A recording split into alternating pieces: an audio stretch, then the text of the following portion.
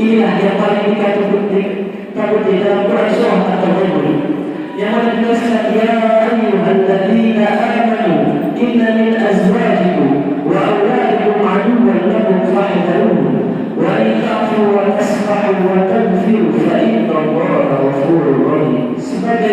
adu atau musuh orang tuanya. Kenyataannya kehidupan menunjukkan bahwa tidak sedikit anak yang bertengkar dengan orang tuanya akibat perebutan harta warisan. Contohnya, anak yang menuntut lalu berlebihan di luar kesanggupan orang tuanya, bahkan sampai membunuh orang tuanya sendiri.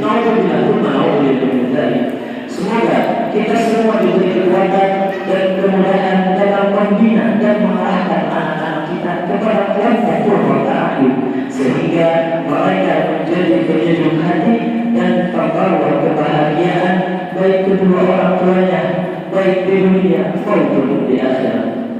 Barakallahu lakum fil Qur'an al-'azim wa nafa'ani wa iyyakum bima fihi min al-ayati wal dhikril hakim wa taqabbal minni wa minkum tilawatahu innahu was-sami'ul 'alim.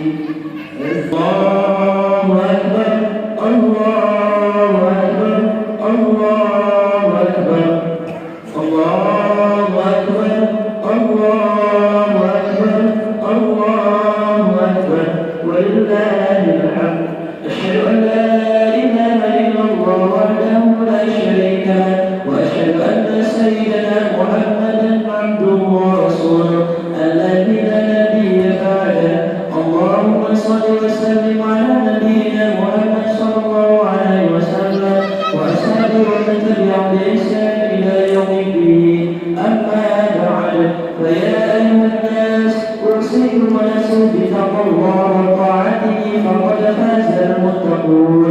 فقال الله تعالى: إن الله وملائكته يصلون على النبي يا أيها الذين آمنوا صلوا عليه وسلموا تسليما.